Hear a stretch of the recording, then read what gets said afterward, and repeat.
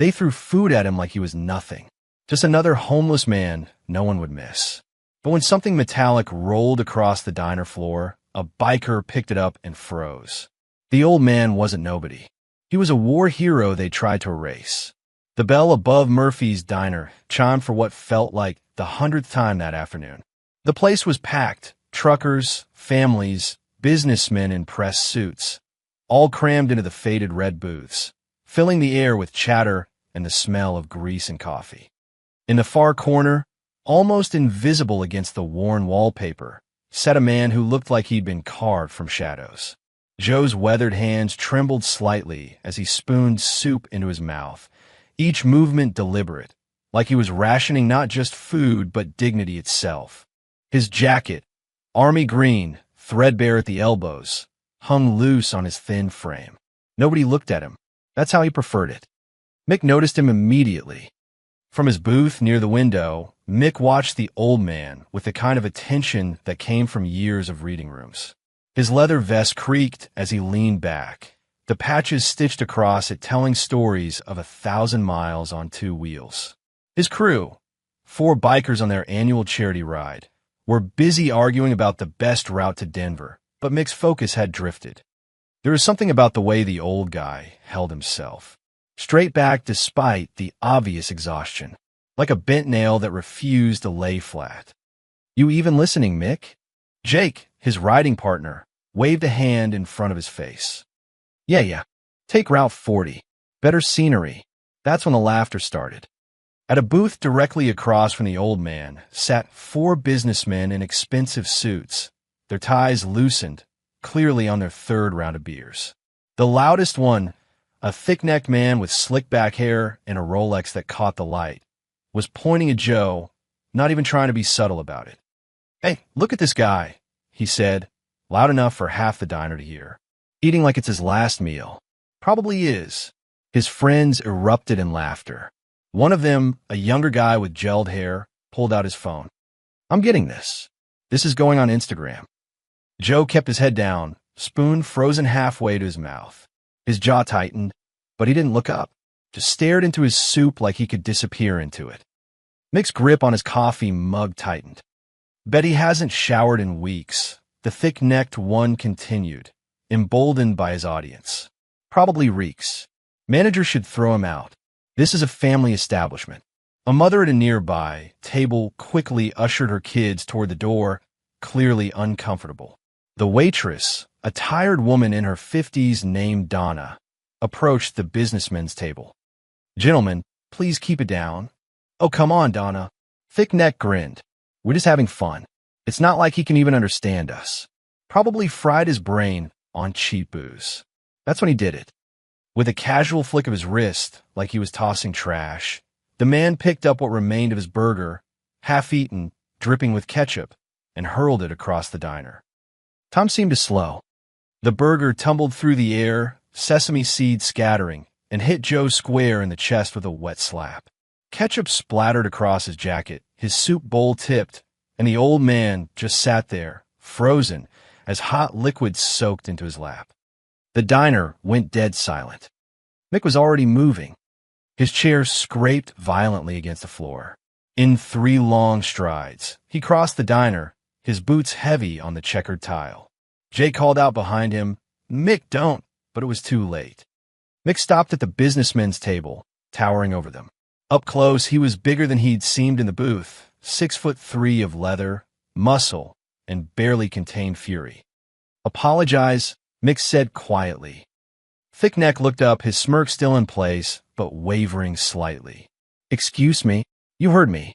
Stand up, walk over there, and apologize to that man." The younger one with gelled hair laughed nervously. "Or what? You gonna hit us? In front of all these witnesses?" Mick didn't blink. "I don't need to hit you. I'm giving you a chance to act like a human being. It's free. You should take it." The manager, a balding man named Carl, appeared from the kitchen, hands raised. Okay, let's everybody calm down." "Stay out of this, Carl," Mick said, not taking his eyes off the businessman. "This is between me and these gentlemen who just assaulted a customer." "Assaulted?" Thickneck stood up now, his face reddening. "It was a joke. The guy's homeless. He probably sneaks food from dumpsters. That man paid for his meal with his own money. Donna interrupted sharply, surprising everyone.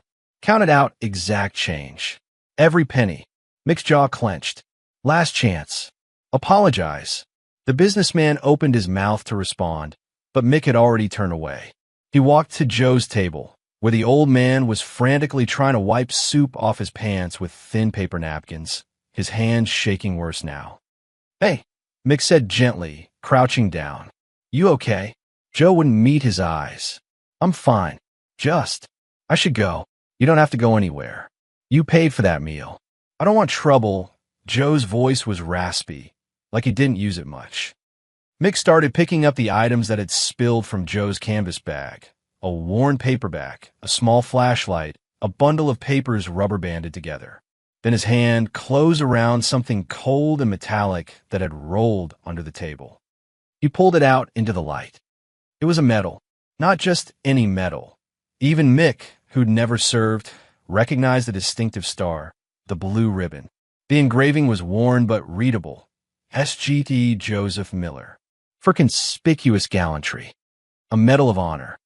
Mick's breath caught. He looked up at Joe, who'd gone completely still, staring at the medal in Mick's hand like it was a ghost. "This is yours," Mick asked quietly. Joe snatched it back, so fast Mick barely saw him move, shoving it deep into his pocket. "It's nothing. I found it." "That's not." "I said it's nothing." Joe stood abruptly, his chair toppling backward. The entire diner was watching now. He grabbed his bag, not bothering to collect the rest of his things, and headed for the door. Behind them, one of the businessmen muttered something that sounded like stolen valor and laughed. Mick stood slowly, turning to face them. His voice was ice. "You have no idea what you just did." Then he followed Joe out the door, leaving his crew staring after him in stunned silence. Outside, the late afternoon sun was brutal.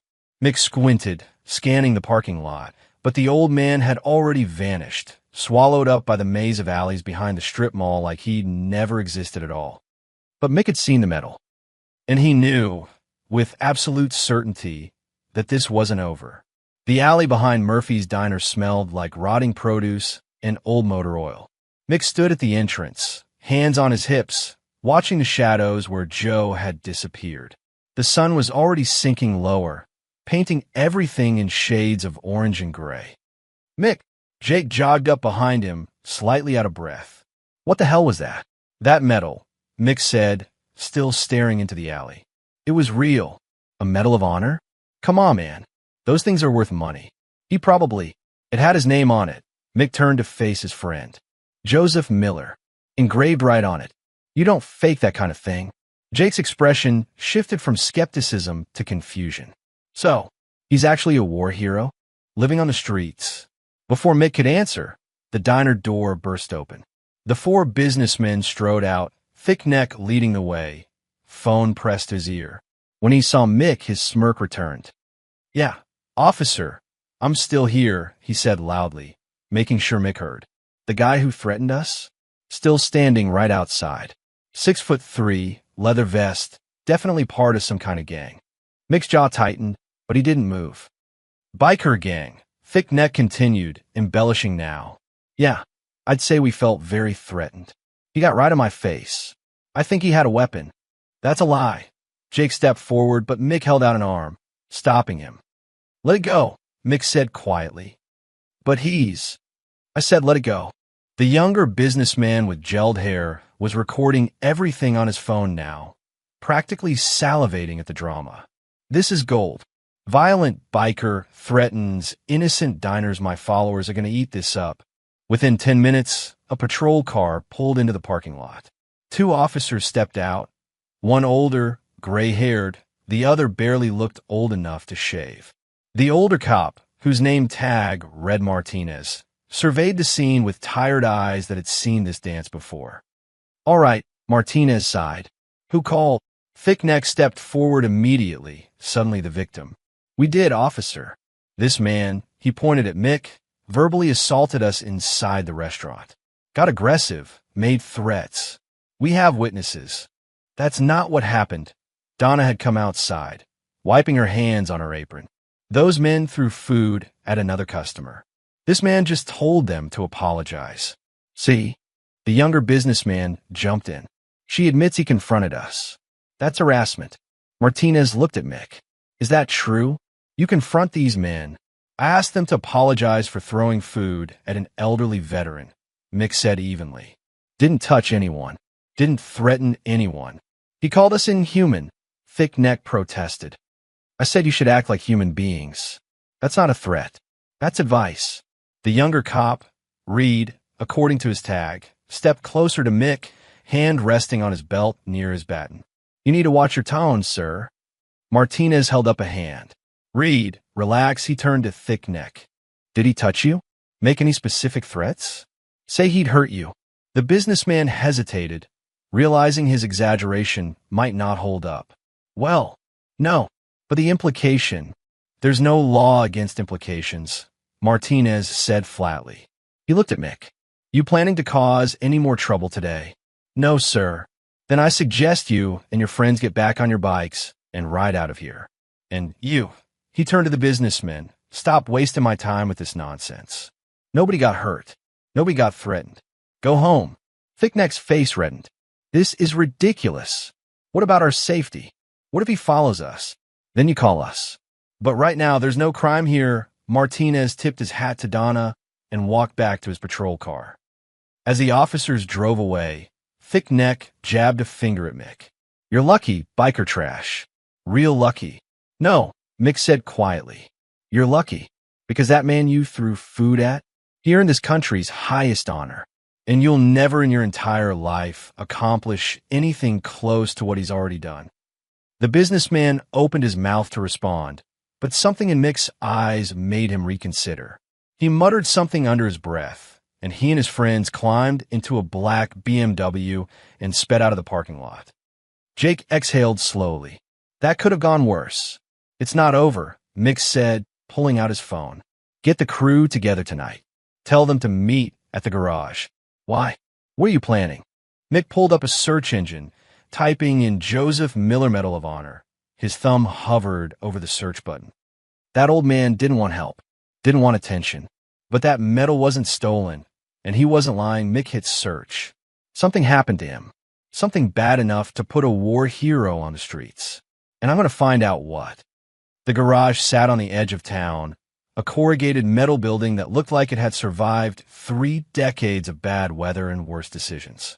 Inside, the air smelled like oil, leather, and the kind of coffee that could wake the dead. Mick's crew had gathered around a workbench cluttered with tools, bike parts, and now, a laptop. Tommy, the youngest of the group, leaned against his Harley. So we're Detective ING now?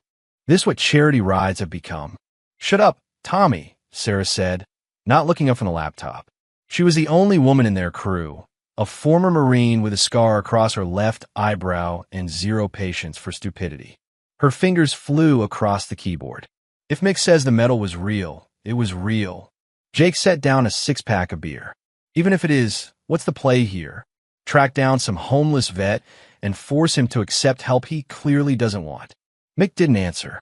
He was staring at a photo on his phone, the brief glimpse he'd gotten of that medal before Joe snatched it back. He'd managed to capture it just barely, the engraving slightly blurred but readable. Found something, Sarah said suddenly. Everyone crowded around the laptop. On the screen was a scanned document from a military archive, yellowed with age, official letterhead from the Department of Defense dated 1971. Sergeant Joseph Miller, Sarah read aloud, for conspicuous gallantry and intrepidity at the risk of his life above and beyond the call of duty, Jesus. This is real. The document detailed an incident in Vietnam. Sergeant Miller's platoon had been ambushed, pinned down by enemy fire in a rice paddy. When their lieutenant was hit, Miller took command. He'd carried 3 wounded men to safety under heavy fire, then went back, twice more, to retrieve others. The final time, he dragged his best friend, Corporal David Shun, nearly 200 yards while enemy rounds tore up the ground around them. Shun died before they reached the medic. Miller received the Medal of Honor 6 months later in a ceremony at the White House. There was even a grainy photograph. A young man, barely 25, standing rigid in his dress uniform while President Nixon placed a medal around his neck. His eyes looked empty even then. "That's him," Mick said quietly, pointing at the photo. "Same guy, just 50 years older." Tommy whistled low. "So what happened? How does someone go from White House ceremonies to eating soup with spare change?" Sarah scrolled further. "That's the weird part. After 1972, there's nothing. No records. No address. No employment history. It's like he just vanished. PTSD." Jake suggested. "Couldn't adjust after coming home." "Maybe," Sarah said, "but look at this." She'd found a newspaper article from 1973, a small piece from a Pennsylvania paper. "Local war hero missing." It says Miller disappeared from his family's home in Pittsburgh. Wife reported him missing, but police found no evidence of foul play. He left a note saying he needed to go. That was 52 years ago. The garage fell silent, except for the hum of the fluorescent lights overhead. "He's been running for 50 years. Tommy asked. "Not running," Mick said. "Hiding." Sarah pulled up another document, a Veterans Affairs database. According to this, Joseph Miller is listed as contact lost in their system. They've tried to reach him multiple times over the years for benefits, medical care, survivor meetings. Nothing. It's like he doesn't want to be found, because he thinks he doesn't deserve it. Mick said, more to himself than the others. Everyone turned to look at him. "What do you mean?" Jake asked. Mick was quiet for a moment, his mind going to places he usually kept locked away. "You ever lose someone you couldn't save? Someone right there next to you, and you made it out, but they didn't?" Sarah's expression softened. She knew Mick's history, the IED in Afghanistan that killed 2 of his unit while he walked away with minor injuries. They all had their ghosts. "Survivor's guilt," she said softly. "He saved 3 men," Mick continued, "but the one who mattered most, his best friend, died anyway. So the medal isn't a badge of honor to him. It's a reminder, a weight he's been carrying for half a century." Tommy shifted uncomfortably. "That's heavy, man. So what do we do?" Jake asked. "Even if we find him again, he made it pretty clear he doesn't want help." Mick stood, grabbing his leather jacket from Hook. "We find him anyway, not to force anything on him, just to let him know he's not invisible, that someone sees him." Sarah closed the laptop. "You know where he stays?" Donna mentioned he's usually behind the old train station on 5th Street, the one they shut down in the 90s. "That's all warehouses and homeless camps now," Tommy said. "Could be anywhere." "Then we search everywhere," Mick said simply. He looked at his crew. These people who'd ridden thousands of miles together, who'd pulled each other out of dark places more times than they could count. Nobody should be alone like that, especially not a man who gave everything. Sarah stood first. "I'm in." One by one, the others nodded. The old train station looked like a monument to better days. Cracked concrete platforms stretched into weeds, rusted tracks disappearing into overgrown brush. The main building's windows were boarded up, covered in faded graffiti that had itself been tagged over a dozen times. As dawn broke over the city, Mick and his crew split up, each taking a different section of the abandoned industrial area. "This place gives me the creeps," Tommy muttered into his radio. "Focus," Sarah's voice crackled back. "We're looking for anyone who might know him. Don't spook people." Mick walked along the eastern platform, past shopping carts filled with belongings and makeshift shelters constructed from tarps and cardboard. The morning air was cold, and he could see his breath. A few people were stirring, a woman folding blankets, a man trying to coax a small fire to life in a metal barrel. "Excuse me," Mick approached carefully, hands visible, non-threatening. "I'm looking for someone." An older man, late 60s, wears an old army jacket. "Goes by Joe." The woman eyed him suspiciously. "You a cop?" "No, ma'am. Just someone who wants to help him." "Everyone always wants to help," she said bitterly. "Right before they clear us out for some new development." "I'm not here to clear anyone out. I just want to talk to him." She studied him for a long moment, then pointed south. "Try the soup kitchen on Maple Street." Haven's Grace. He goes there sometimes, but he won't talk to you. Joe don't talk to nobody. By 10 a.m., the crew had regrouped at Haven's Grace, a converted church basement that smelled like industrial detergent and overcooked vegetables. A line of people stretched up the stairs and out the door. Inside, volunteers ladled soup and handed out sandwiches wrapped in plastic. Sarah approached the volunteer coordinator, a heavy-set man in his 60s wearing a Vietnam veteran cap. His name tag read Bobby. "Help you folks?" Bobby asked, eyeing their leather vests with curiosity rather than judgment. "We're looking for someone," Sarah said. "Joseph Miller. Older gentleman, army jacket. We were told he comes here." Bobby's expression shifted immediately, recognition mixed with something protective. "What do you want with Joe? We saw him yesterday." Mick stepped forward. "Some people treated him badly. We just want to make sure he's okay.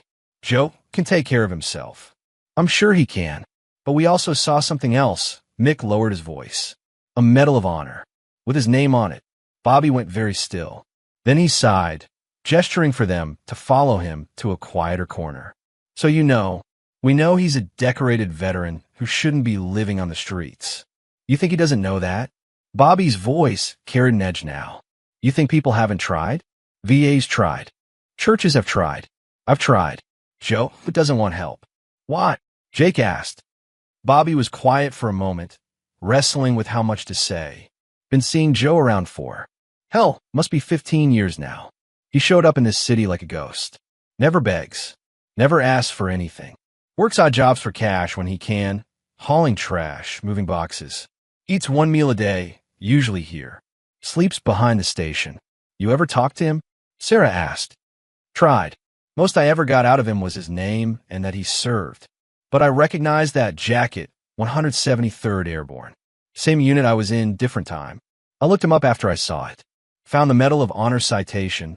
Bobby shook his head. "Man saved 4 lives in one day. 4. And now he won't even save himself." "Where does he sleep exactly?" Mick asked. "Behind the old station, there's a platform that's partially covered. He's got a spot under there, keeps it clean, stays out of sight. But here's the thing." Bobby looked at each of them seriously. "Joe's got his reasons for living how he lives. You go barging in trying to fix him, you'll just drive him away. Maybe to another city where nobody knows him. And that might actually kill him. We're not trying to fix him," Mick said. "We just want him to know he's not forgotten." Bobby studied Mick's face, seeing something there that made him nod slowly. "You serve Army. 2 tours in Afghanistan." Understanding passed between them, the kind that didn't need words. "There's a spot under the north platform," Bobby said finally, "hidden behind some old railway equipment. Joe keeps a duffel bag there, some supplies. I've left food there before. He never says thank you, but it's always gone by morning." "Thank you," Sarah said. As they turned to leave, Bobby called out, "Hey, whatever you're planning, be careful. Joe's been carrying something heavy for a long time. Sometimes the weight becomes part of you. Taking away too fast can break a man completely."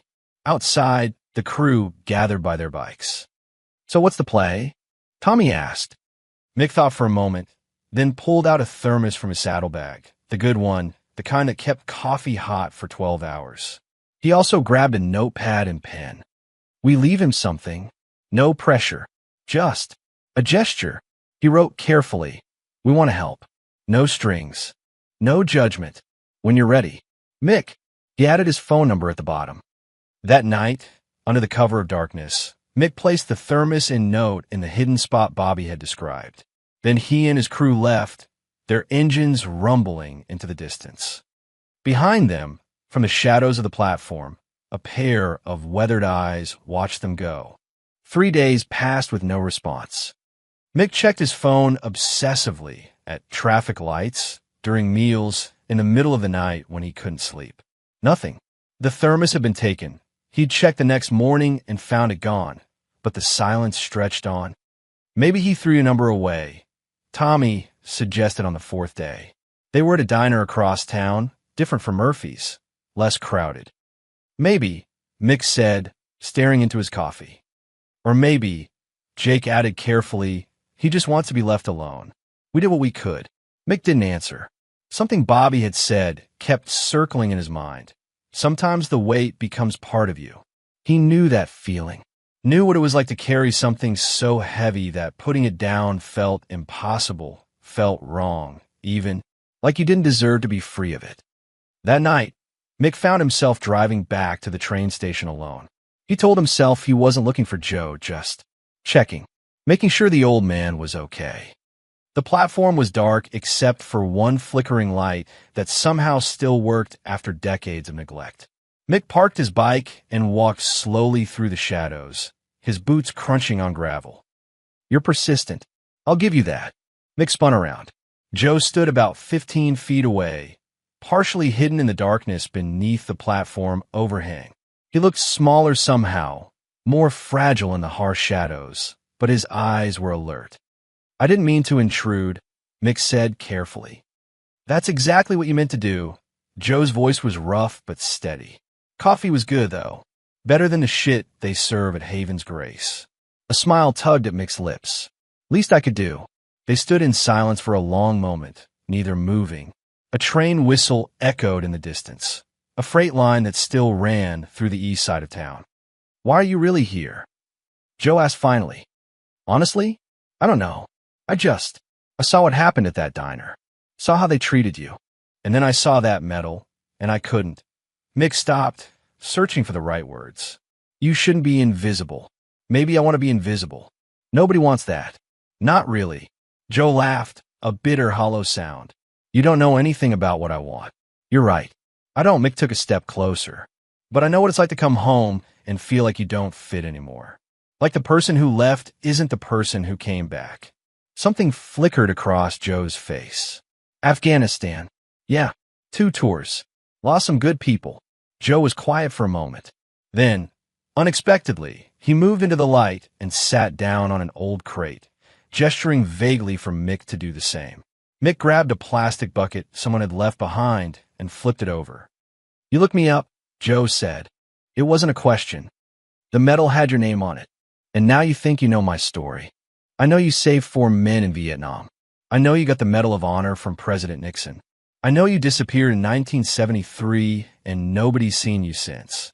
At least not officially. Mick paused. But I don't know why. Joe stared out at the rusted tracks, his jaw working like he was chewing on words he couldn't quite spit out.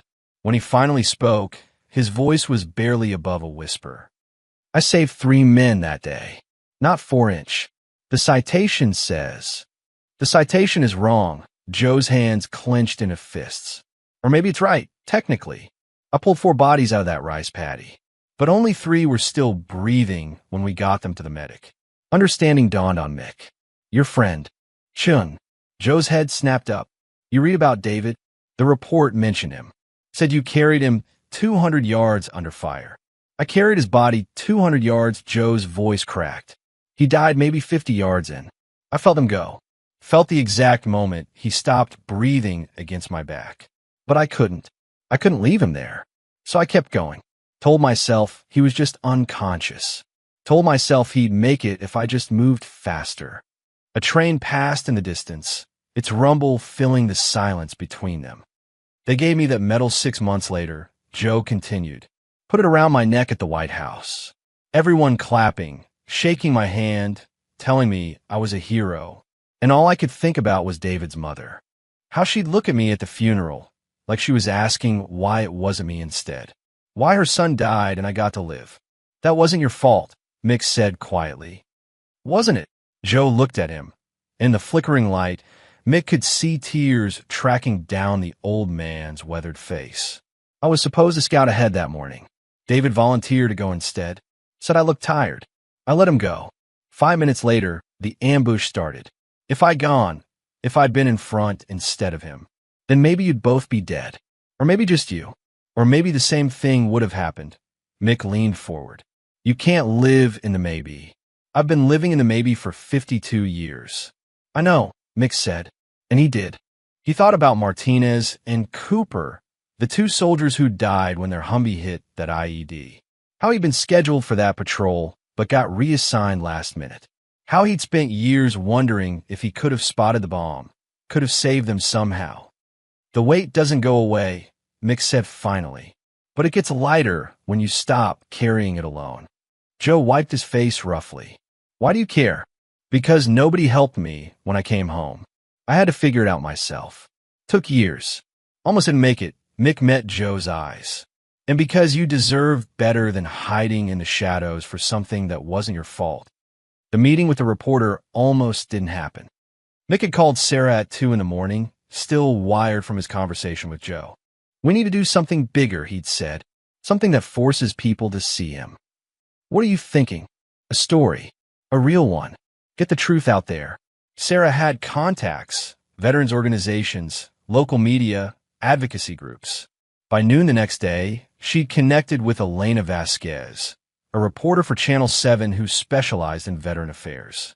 Elena had won awards for her coverage of PTSD and homelessness among former service members. She wants to meet Joe first, Sarah told Mick. Won't do a story without his consent. That was the hard part. Mick found Joe at Haven's Grace 2 days later, eating soup in the corner where he always sat, back to the wall, eyes on the exits. The old man saw him coming and tensed. Relax, Mick said, sliding into the seat across from him. I'm not here to ambush you. Could have fooled me. There's a reporter who wants to tell your story. Properly. On your terms. Joe's spoon stopped halfway to his mouth. Absolutely not. Just hear me out. I said no. Joe stood abruptly, grabbing his tray. Mick grabbed his wrist gently. What happened at that diner? It's still happening, Joe. Every day. People look through you like you're nothing. But you're not nothing. You're a war hero who saved lives.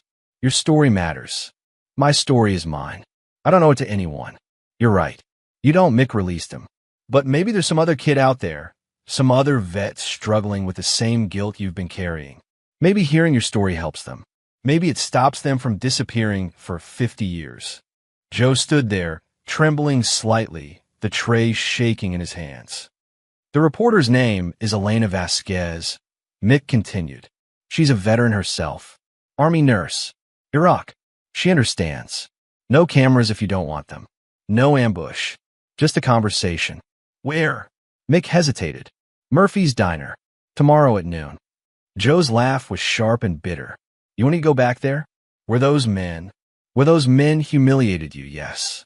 Because they need to see who you really are. They need to know what they did. Mick stood. But only if you're ready.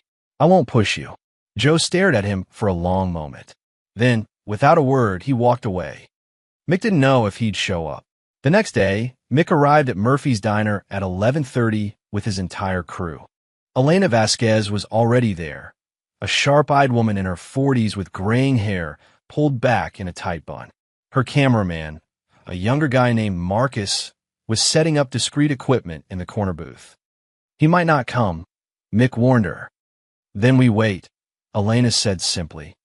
At 11:45, Donna the waitress appeared at their table. Mick? Those businessmen from before, they're here. Table 6-inch. Mick's jaw tightened. He turned, and sure enough, there they were. The same 4 men, thick neck holding court, laughing loudly at something on his phone. They hadn't noticed Mick yet. Perfect, Elena said, a sharp smile crossing her face.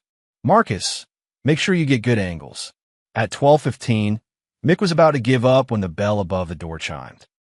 Joe stood in the entrance, wearing the same threadbare army jacket, but something was different. He'd shaved. His hair was combed, and pinned to his chest, catching the afternoon light, was the Medal of Honor. The diner didn't go silent this time. Most people didn't notice the old man who just walked in. But Mick noticed. Sarah noticed. And when Thick Neck glanced up from his phone, his face went pale. Joe walked slowly to Mick's table. His hands shook, but his back was straight. I'm here, he said quietly. Elena stood immediately, extending her hand. Mr. Miller, I'm Elena Vasquez. Thank you for trusting me with your story. Joe shook her hand, but said nothing. He sat down carefully, like he was still deciding whether to bolt. We can start whenever you're ready, Elena said gently. And we can stop any time you want. At table 6, the businessmen were whispering frantically, clearly recognizing Joe. The younger one with gelled hair was already reaching for his phone. Actually, Joe said, his voice stronger now, I want to start with what happened here last week. Elena nodded to Marcus, who adjusted his camera. I came here to eat a meal I paid for with money I earned. Joe began, his eyes fixed on the businessmen across the room. And I was treated like garbage. Literally. A man threw food at me because he thought I didn't matter. Thickneck stood up suddenly. We're leaving. Sit down, Elena said sharply, her reporter's instinct kicking in. Or I'll make sure everyone knows you're the man who assaulted a Medal of Honor recipient. The businessman froze. Other diners were starting to pay attention now, sensing something important was happening. That's right, Elena continued, standing. This man, Sergeant Joseph Miller, is a decorated war hero. He saved 3 lives in Vietnam under enemy fire. And last week, you threw food at him like he was trash. The entire diner had gone silent now. Joe's hands were still shaking, but he stood up slowly, facing the businessmen directly. I've spent 50 years hiding, Joe said, his voice carrying across the room. 50 years thinking I didn't deserve to be seen. But maybe I was wrong. Joe's voice wavered, but he didn't sit down. The metal on his chest caught the light with each breath, a small star that suddenly felt heavy enough to anchor the entire room. November 17th, 1970, Joe continued, his eyes distant, seeing something beyond the diner walls. That's the day I became a hero. At least, that's what they told me. Elena's camera rolled silently. Around the diner, forks had stopped moving. A waitress stood frozen mid-pour, coffee pot hovering over a cup. We were on patrol in the Mekong Delta, 18 of us. My best friend David Chun was on point that morning, should have been me, but he volunteered. Said I looked tired. Joe's voice cracked slightly. 5 minutes later, we walked into hell. The businessmen at table 6 looked like they wanted to melt into the floor. Thickneck had gone from pale to gray, his expensive suit suddenly looking like a costume. The ambush came from 3 sides. Our lieutenant went down first, took a round through the neck. David was hit next. I saw him fall into the paddy water, saw the blood. Joe's hands gripped the edge of the table. I pull him out first, drag him 50 yards through the mud while they shot at us. Halfway there, I felt him stop breathing. Someone in the diner gasped. But I kept going. Thought maybe I was wrong. Maybe he was just unconscious. Maybe if I moved faster. Joe stopped, his jaw working. I got him to the medic. Already knew what he'd say. Then I went back. 3 more times, Elena said softly, reading from her notes. You went back 3 more times. 3 more men, Joe corrected. Martinez, Johnson, and Reynolds. They lived. David didn't. He looked directly at the businessmen now. So they gave me this medal. Told me I was brave. Told me I saved lives. But all I could think about was the one I couldn't save. The one who took my place that morning. The silence in the diner was absolute. I went home to a parade. Joe continued, his voice barely above a whisper now. Shook hands with the president. My wife was so proud. My parents threw a party. Everyone wanted to hear the story, see the medal, touch the hero. He touched the medal on his chest. But I wasn't a hero. I was just the one who lived while my best friend died. Thickneck opened his mouth, then closed it. He looked sick. So I left, Joe said simply. Left my family, my home, everything. Thought maybe if I disappeared, I could stop being a hero. Stop feeling like a fraud. I've been walking away from that day for 52 years. A man in his 70s stood up from a booth near the window. He wore a worn baseball cap with Vietnam veterans stitched across it. His hand moved slowly, deliberately, rising to his forehead in a crisp salute. Joe's eyes widened. Corporal William Hayes, the old veteran said, his voice shaking. 1st Cavalry Division. You're no fraud, Sergeant. You did what the rest of us would have done. What we tried to do. You brought your brothers home. Another person stood, a younger man, maybe 40, with an army tattoo visible on his forearm. He saluted too. Iraq, 2006. I lost my best friend too, sir. You're not alone. Then Sarah stood from mixed table, her hand snapping to her forehead. Sergeant Sarah Chun, United States Marine Corps. You honor us all, sir. One by one, people began to stand. A woman in a nurse's uniform. A teenager whose grandfather was a Korean War vet. Donna the waitress, tears streaming down her face. The line cook from the kitchen, still wearing his apron. The sound started low, one person clapping, then another. Within seconds, it built into a roar. The entire diner was on its feet, applauding. Joe stood frozen, tears running freely down his weathered face now. His shoulders shook, 50 years of pain and shame and survivor's guilt crashing over him all at once. Mick moved to his side, not touching him, just standing there, present. At table 6, the 4 businessmen sat motionless in a sea of standing people. Thickneck's face was crimson now, not with anger, but with shame. The younger one with the phone had put it away, staring at his lap. They looked small, insignificant. Finally, quietly, they stood. Not to applaud. They didn't have the courage for that. They threw money on the table and moved toward the exit, heads down, trying to be invisible. As Thickneck passed Joe's table, he stopped. For a moment, it looked like he might say something. His mouth opened, closed. Then he simply nodded once, a gesture so small it was almost nothing, but it was there, and continued to the door. The 4 men left without another word. The applause continued. Joe looked around the diner at all these faces, strangers who saw him, truly saw him, maybe for the first time in half a century. His hand moved to the medal on his chest, touching it not with shame now, but with something else. Something that might have been acceptance. Carl, the manager, stepped forward, tears in his own eyes. "Mr. Miller, sir, you eat free here. For life. It's the least we can do." Joe tried to speak, but no words came. He just nodded. Elena turned to her camera, her own eyes wet. "This is Elena Vasquez, Channel 7 News.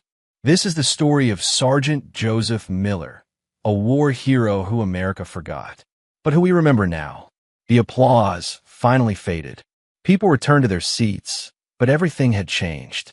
The air felt different, lighter somehow. Joe sat down slowly, and Mick sat beside him. "You okay?" Mick asked quietly. Joe was silent for a long moment. Then, "I don't know, but maybe that's a start." The video went viral in 6 hours. By the next morning, Elena's story had been shared 3 million times. Major news networks picked it up. Veterans organizations from across the country reached out. Someone started a GoFundMe that raised $40,000 in 2 days. But Joe wasn't there to see most of it. For 3 days after the diner incident, he disappeared again. Mick checked the train station, Haven's Grace, every spot they'd found him before. Nothing. Sarah called hospitals and shelters. Tommy even filed a missing person report, though the police said there wasn't much they could do. "What if we push him too hard?" Jake asked on the 4th day. They were sitting in the garage, the mood somber. "What if we made it worse?" Mick didn't answer. He'd been asking himself the same question for 72 hours straight. Then, on the 5th day, Mick's phone rang. Unknown number. "Hello. It's Joe." The voice was quiet, uncertain. I'm at the VA hospital on Garrison Street. They said I should call someone. You were the only number I had." Mick was on his bike in 30 seconds. He found Joe in a small private room, sitting on the edge of the bed wearing a hospital gown. The old man looked smaller without his army jacket, more vulnerable. But his eyes were clearer than Mick had ever seen them. "What happened?" Mick asked, keeping his voice gentle. "I saw the video," Joe said quietly. "Someone at Haven's Grace showed me on their phone. All those people, all those comments." He looked down at his hands. "For 50 years, I thought if people knew the truth about me, about what I did, what I failed to do, they'd see a coward. But they didn't. They saw a hero." Mick finished. Joe's laugh was soft and broken. "I still don't know about that. But Bobby, from the soup kitchen, he found me behind the station 3 days ago, convinced me to come here, said it was time to stop punishing myself." He gestured around the room. "They're running tests. Turns out when you live on the streets for 15 years, your body doesn't hold up so well." "What kind of tests?" "Heart problems, lung infection, malnutrition." Joe shrugged. "Nothing I'm going to die from tomorrow, but enough that they want to keep me a few days." Mick pulled up a chair. "And then what? That's the question, isn't it?" Joe looked out the window at the city beyond. The VA says I'm eligible for housing assistance. That GoFundMe, I didn't ask for that, don't know if I can accept it, but people are saying it could get me an apartment. There's a veteran support group that meets Tuesday nights, he turned back to Mick. I've spent so long running, I don't know how to stand still. You learn, Mick said, one day at a time. 3 weeks later, Murphy's diner looked different in the late afternoon sun. The faded sign had been cleaned. Fresh flowers sat on every table, Donna's idea. And on the wall behind the register, in a simple frame, hung a photograph. Joe stood in the center, wearing his army jacket with the Medal of Honor pinned proudly to his chest. He wasn't smiling exactly. Joe didn't smile easily yet, but there was something in his eyes that hadn't been there before. Peace, maybe, or the beginning of it. Surrounding him in the photo were Mick and his crew, Sarah, Jake, Tommy, all grinning like idiots. Bobby from Haven's Grace was there too, arm around Joe's shoulder. Even Elena had squeezed in, her camera temporarily forgotten. Below the photo, a small plaque read, Sergeant Joseph Miller, Medal of Honor. An American hero. Always welcome here. The bell above the door chimed, and Joe walked in. He wore clean jeans and a flannel shirt, his hair trimmed, his face shaved.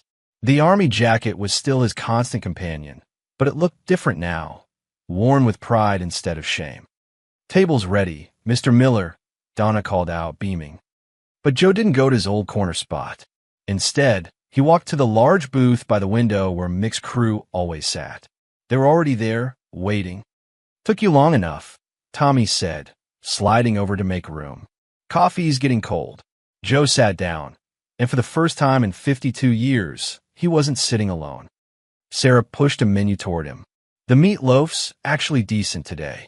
I'll take your word for it, Joe said quietly. They ordered. They ate. They talked about bikes and routes and a charity ride coming up in the spring. Joe mostly listened, occasionally adding a word or two. But he was there, present, visible. At one point, a young couple approached the table nervously. Excuse me, the man said. Are you Joseph Miller? From the video, Joe tensed, old instincts kicking in. But Mick's hand on his shoulder kept him grounded. I am, Joe said finally. My grandfather served in Vietnam, 1st Infantry Division.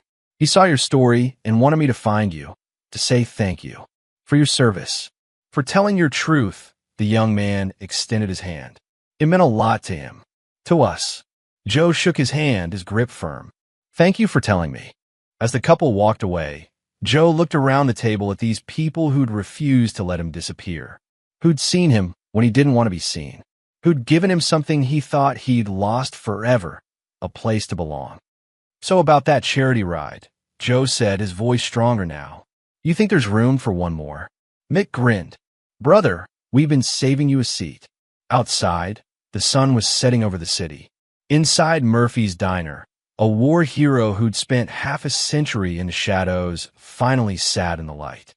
The metal on his jacket caught the glow from the window, no longer hidden in a bag, no longer a burden he carried alone. Just a reminder, not of what he'd lost, but of what he'd survived, and what he'd found again,